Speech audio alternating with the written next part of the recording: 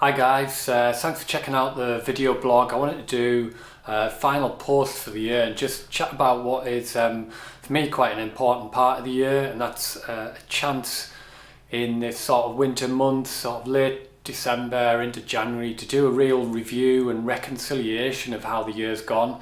And I kind of work through an 8-point plan that if you're serious about property investing, serious about reaching financial independence, I think it's a really key thing to continue and do. And those 8 points are: firstly, I do a couple of journal exercises. One looking at how my thoughts of the year's gone, just trying to get my mind liberal and moving and thinking. And then what's gone well, things that bubble up in my mind, and try and just flesh through them. I then journal about my aspirations for the next year and what I want to happen, help to crystallize my goals based on how this year's gone and how that fits into my general 5-year plan.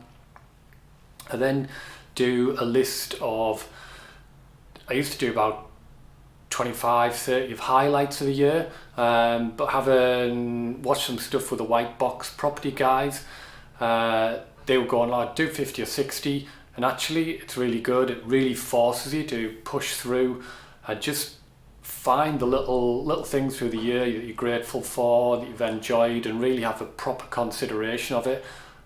Bigger number you can get, you just really want to be pushing yourself past the obvious, oh I enjoyed this, and really makes you dig deep and remember the things to be grateful for. Because in the end, if you can't be grateful for what's happened, you're definitely not going to get things going forward in the future either. Going after that, well, I then try to look at, okay, well, what's gone wrong? What are the main kind of things that haven't really worked out relative to either my goals or just in general things that happened, and what can I learn from them? What can I take out of it and move forward to either ensure it doesn't happen again, and just general roll up into improving myself. The classic saying, 1% a day is, 360 a year. That's huge. It's exponential growth, and you're unstoppable really. Going on from that, I then kind of try to consider, what could I say no to that I've done this year going forward that'll allow me to get more time in a flow state, more time when I'm super happy, super fulfilled. And I just kind of try and think about that. So for me this year, it's been trying to remove some of the daily admin in my business that is now more mature, that really doesn't fit my skill set and what I'm good at. Kind of good in coming up with ideas, making them happen and getting it rolling. I'm not someone to routinely repeat the same thing day in, day out. So I'm going through a process of systemizing to get rid of that and give me more time in flow state. Going on from then, and then basically look at the core tenets of my life that and review against them where I feel I am now. And they'll be different depending on your individual values and what you appreciate and what you're focusing on. And the reality is there's always going to be some areas that are crap. There's areas that are peaking, and it's peaks and troughs, and you kind of rotate round. For me, key ones are my health, creativity, getting in adventures, my financial independence and the ability to have the freedom of choice to what I do, the amount of time I spend in flow state, my friends and family. If I feel I'm balanced and moving them forward, then I'm in a strong place to really, the goals sit outside of that, and they, to be honest, are all encompassed as part of my goals. So I look at where I am on those, and that's something I also do quarterly and just throughout the year. And to be honest, you lose on some, you win on others, and there's good years. But the fact you're tracking them, gradually they're going to move forward in the right progression. Building on for that, I then basically run down the list of what I had for the year's goals for this year, looking at what I can do in the next quarter, going ahead and how they fit in my 5-year plan, if there's any major adjustments, And I think by going through those details, it gives me a sense of where I'm at, gives me a sense of accomplishment, and it also allows me a chance to kind of look at how I can improve and other things I can bring in. And then really, I kind of feel like December and January, it's kind of hibernation time. I see, I'm not really a fan of the whole New Year's resolution bollocks. I kind of think springtime for me is really the time when you really push forward into defining goals, and that's the cycle that I rotate around. But I think this time is really good for restoring your soul, spending time learning, chilling, revitalizing yourself for this more summer months. It's what animals do, it's what most of the plants, it's what the kind of world does. You just got to kind of be able to step back out of the 365 kind of cycle of the modern world.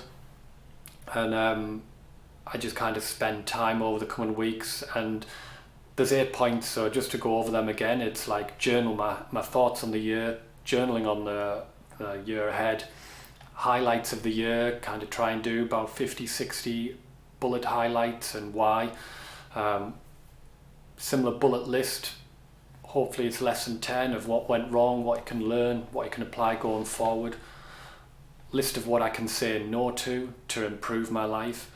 And I kind of adapted that from a Warren Buffett thing about write the 25 things you love, pick 5 and bin the rest of the 25 off. And it's a lot of people, and I think it's true, we often say yes to too many things, and then it means we've got fractured focus, and it's kind of a jack of all trades, master of none. And to be honest, it's a much better being a master of one or two, and being fulfilled, and the things that you get out of mastery is way more important than just messing around, flittering between many things. And so then I review the tenets of my life that are important: creativity, wealth, health, all those sort of things. Then I look at my goals from last year. What did I pass? What did I fail on? What am I close to? What can I take? And then look ahead to the next quarter, which is when over the next quarter I really start reviewing my next 5-year plan.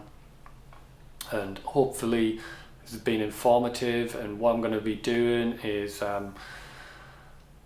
coming back out a bit more renewed energy in January, and going to be doing some webinars that you guys can join in, where I look at how I set goals, how you can set goals to allow you to achieve financial independence, how you can set those goals to get you into property investing, make the most of your investing opportunities, make that a growth business, and allow it to give you great life and fulfillment through property investing.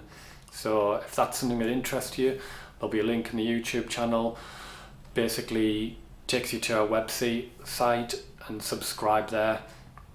All the people that subscribe will send you details, and it'll be a Zoom webinar, and it'll spend probably about 30-40 minutes looking how I apply goals, and then I'll answer any questions so that you can look at how you apply goals to push yourselves forward towards achieving the financial independence that you want, getting involved in property investing.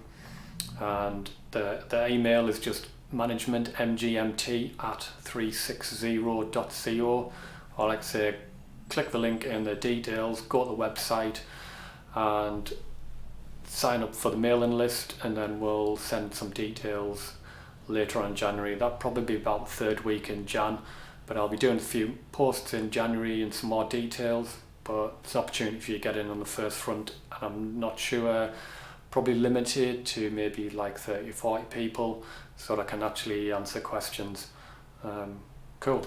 Thanks for checking this out. Have an awesome Christmas, New Year. Have fun. Stay safe. Avoid the COVID chaos. And take some time and review hope this was useful and set steps forward to a better future. Cheers.